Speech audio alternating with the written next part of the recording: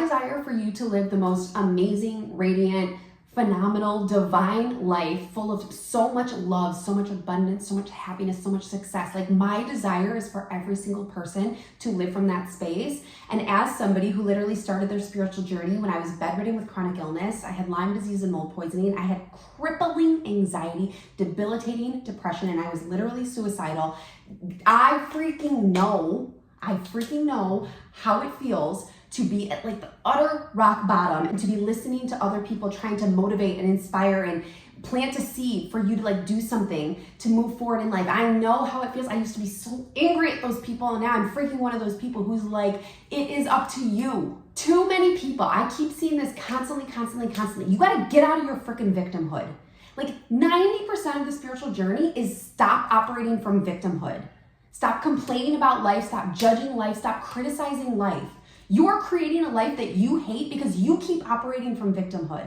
Stop lying to yourself. So many people come to me and say, they're like, I've done everything. No, you freaking haven't. Because if you've done everything, you wouldn't still be stuck in life. If you have done everything, then you'd be living an epic and amazing life. The truth of what you're going to attract into your life, the magic that you're going to experience in your life, is seriously dependent upon how honest you're willing to be with yourself. You don't want to be honest with yourself. You still want to blame people. As long as you keep blaming people, you're not going to have what you desire to have. Stop blaming other people and start blaming yourself. Get it together. Start taking radical responsibility for yourself and your life, because you're the only one who is creating this. It's not your mom's fault. Too many people are on the spiritual journey, but they are so angry and bitter and resentful towards their parents. You are not going to get anywhere behaving that way. You want to be mad at all of your exes, all of the people who've hurt you? Nobody has hurt you. Nobody has hurt you. No one has hurt you. No one has done anything to you. Every person that you've experienced that you want to point the blame at, they are all just mirrors of you. They are showing you all of the pain that you're holding inside. They are mirroring all of the pain that you are carrying, all of the unlovability that you are carrying. They are mirrors of you. No one's doing anything to you.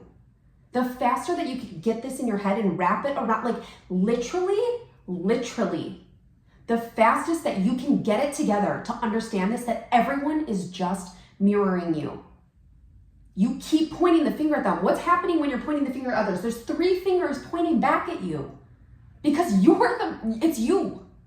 It's only you. Everyone is a mirror of you. We're cut from the same cloth. Others are just mirroring back to you all of the pain that you have been carrying. And when you recognize and realize that, and you actually do the real work, not this foo-foo nonsense that people are doing, and you take radical ownership, radical responsibility, and that, like, why am I still attracting that? That means there's something in me that I need to shift.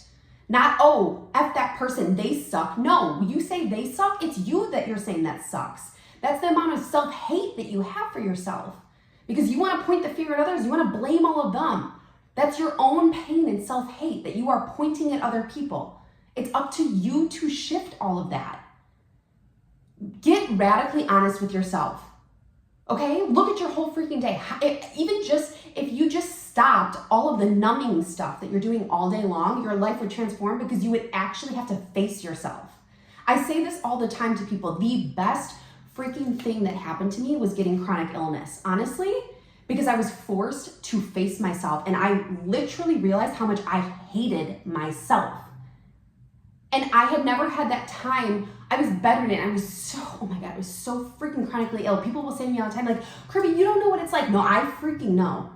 I freaking know how much it feels to hate yourself so deeply, how much it feels to be in such debilitating physical pain. Physical pain is just a representation of internal self-hate.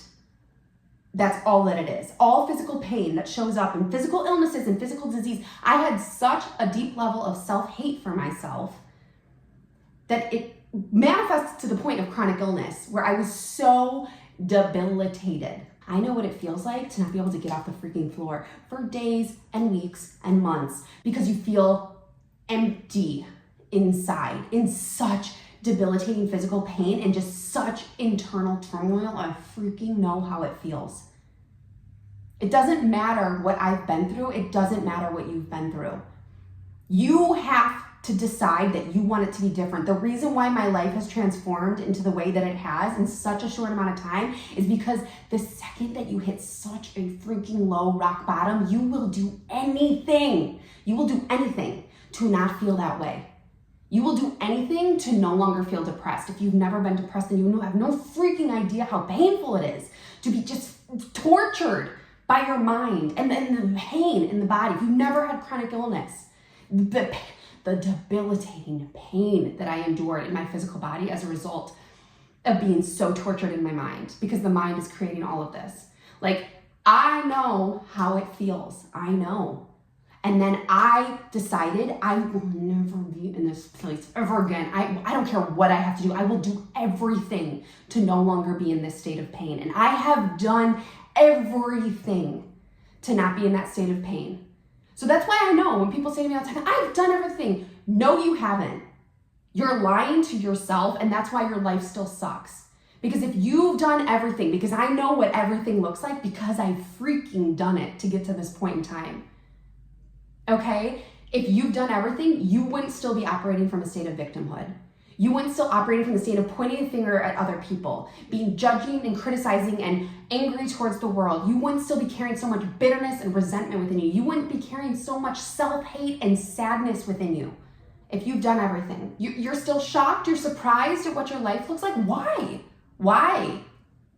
Get honest with yourself. Get really, really honest with yourself. You start telling yourself the truth, and then you'll stop being mad about the way that your life looks the way that it does. You want to see transformation? Cut out every single coping mechanism that you have. Cut out junk food, cut out all your social media scrolling, cut out all of your Netflix binging every single freaking day. Cut out all of the porn, the sex, cut out alcohol, cut out drugs. Those all things are numbing you. They're coping mechanisms to numb you from feeling what you need to feel in order to alchemize it out of your body to live your highest expression. Cut out all your coping mechanisms and you will freaking see what you are not wanting to face in yourself. Cut out all that stuff where it's diverting your attention from actually looking at yourself. Start showing up for life like your life freaking matters. I have a 3-year-old daughter. She's absolutely divine. All of my healing that I've ever done has literally been for her so that she would not have to go through the kind of hardships and pain and suffering that I went through in my life.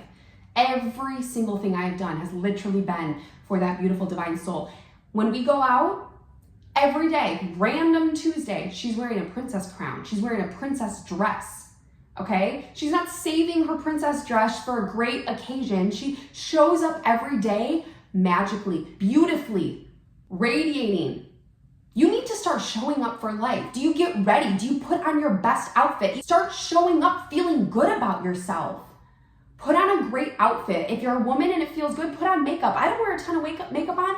I literally just have mascara on right now and lipstick, but I feel so much better about myself when I put on mascara every single day. If you feel really great when you do your hair, do your freaking hair. I would love to do my hair right now, but again, all my attention and energy goes into my 3-year-old, so my hair is my last priority right now. But as long as I make it look a little bit presentable, I feel good about myself. When you go out, are you walking strong from a place of power, shoulders back, standing tall, smiling at people, being this radiant, powerful, beautiful, divine being that you are? Or are you slumped over? Life sucks. This is hard. I want to attract money. I'm so upset. Look at all those people. Look at all those people. Look at those pointing. You're not even showing up for life powerfully. Maybe to even attract an amazing divine life, you've got to show up every day. Make it your most amazing divine day. Why is it when you get dressed up for a wedding, get dressed up for an event, you feel so good about yourself? Because you are showing up as the most powerful being that you are. You're showing up and you look amazing. You're presenting yourself to the world. You want the world to reward you? Reward the world. Show up amazing. Be happy. Smile at people. Wave at people. Dance through life. You've got to bring it. Show up as the most powerful version of yourself. You get up every day. And even if you don't want to, you make yourself look magical. When you feel good about yourself, you attract things that make you feel really good. When you feel all slumped over and detracted and look at you're concaved in, this is not magnetic energy. This is loser energy. Stop putting out loser energy. Get it together. Show up. Show up. Stop wasting your energy on all of your coping mechanisms that are numbing you from living an amazing life. Cut all that noise out. Direct your focus, get clear on what it is that you want, and put all your energy into it. Like attracts like. Master yourself. Know thyself, which means you are a master of yourself, of your energy, of your way of being. It's not about what you're doing. It's who you're being while you do it. Leave this video, take out a piece of paper, and write out what you want in life. And then write out how you're showing up in life. Every single thing that you do every day determines your life. The quality of your life is determined upon your daily habits. You are sucking your life away with all of your coping mechanisms. Yeah, no wonder your life freaking sucks. I deleted all my social media. It's the best thing I ever did. I don't waste directing any of my energy towards social media. I don't watch TV. I don't waste any of my energy directed towards that. Nothing is coming out of that. That's not making me into a magical person. I lived that way my whole years, right? When I ended bedridden with chronic illness and sick and all this stuff, right? There's nothing you need to see. You don't need to see anything. You don't need to have FOMO for all this fakeness. None of that is real. None of it is real. What is real is the love that you activate within yourself and you move through life from. That's what's real. The only thing that is real is what you are thinking and feeling within your divine being in every moment of every second of every day. That's the only thing that is real. You create the momentum in your life. Momentum doesn't just happen. You create it by how you show up for life. Look at yourself, look in the mirror, get it together.